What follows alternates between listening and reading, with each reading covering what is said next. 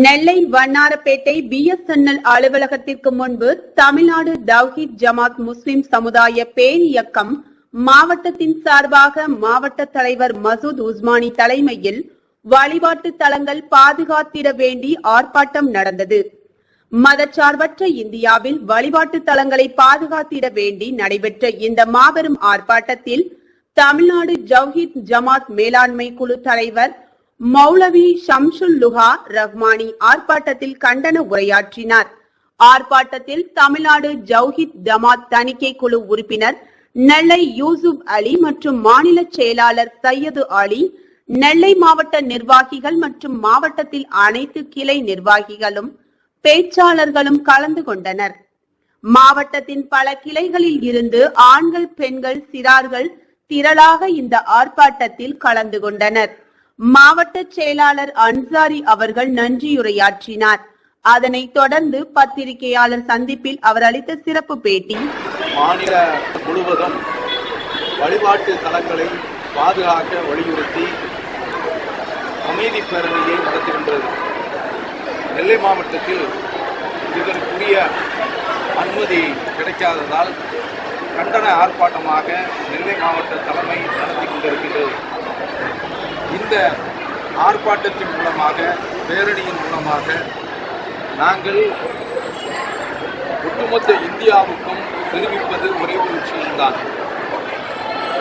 ஒவ்வொரு பள்ளியும் இடிக்கப்பட்டு, அதாவது இதற்கு முந்தைய முஸ்லிம் ஆட்சியாளர்களால் இடிக்கப்பட்டு அந்த இடத்தில்தான், அதிலும் குறிப்பாக பாபர் மஸ்ஜித், ஜான்வாபி மஸ்ஜித், ஷாஹி ஈத்கா மஸ்ஜித், மதுராவில் உள்ள மஸ்ஜித், இவை அனைத்துமே முந்தைய இஸ்லாமிய ஆட்சியாளர்களால் இடிக்கப்பட்டு அந்த இடத்தில் பள்ளிவாசல் எழுப்பப்பட்டிருக்கிறது என்றுதான் இன்றைய நீதிமன்றம் உட்பட தங்களுடைய தீர்ப்பை அமைத்துக் கொண்டிருக்கின்றன. அதனால நாங்கள் இந்திய சமூகத்திற்கு தெரிவிப்பது, முஸ்லிம்கள் ஒருபோதும் ஒரு வழிபாட்டு தலத்தை இடித்துவிட்டு தான் அங்கு பள்ளிவாசலை கட்ட வேண்டும் என்ற எந்த ஒரு நிர்பந்தமும் கிடையாது. இஸ்லாம் அப்படி யாருக்கும் எந்த விதமான அறிவுரையும் கூறவில்லை.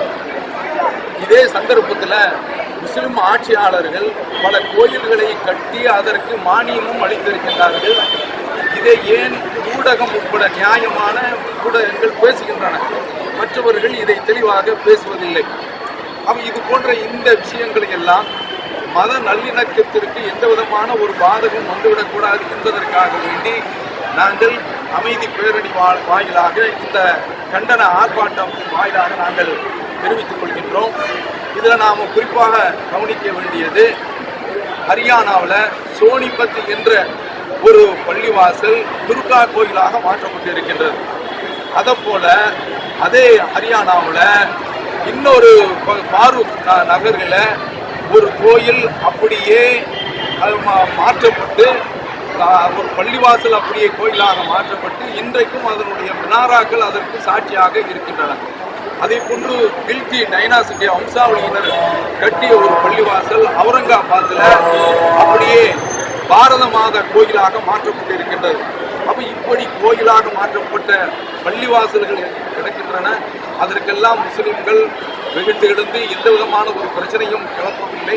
சட்டப்பூர்வமாக அதற்கு தீர்வு காண வேண்டும் என்று இருக்கக்கூடிய இந்த கட்டத்தில் ஒவ்வொரு பள்ளியையும் உடைத்துவிட்டு, ஒவ்வொரு கோயிலையும் உடைத்துவிட்டு தான் இங்கு பள்ளிவாசல் எழுப்பப்பட்டது என்பது போன்ற மத நல்லிணக்கத்திற்கு குந்தகம் விளைவிக்கக்கூடிய அளவில் இந்துத்துவ அமைப்பினர் அவர்களுடைய நடவடிக்கைகள் அமைந்திருக்கின்றன. நீதிமன்றத்தினுடைய தீர்ப்புகளும் அப்படி அமைந்திருப்பது முஸ்லிம்களை மிகப்பெரிய அளவில் சொல்லனா துயரத்தில் ஆழ்த்தியிருக்கின்றது. அதனால அவர்கள் இந்த அமைதி வழியிலே ஆர்ப்பாட்டம் நடத்தி இந்திய சமூகத்திற்கு, மக்கள் மன்றத்திற்கு, நீதிமன்றம் எங்களுக்கு அநீதி இழைக்கிறது என்பதை தெரிவிப்பதுதான் இந்த ஆர்ப்பாட்டத்தினுடைய நோக்கம் என்பதை தெரிவித்துக் கொள்கின்றனர்.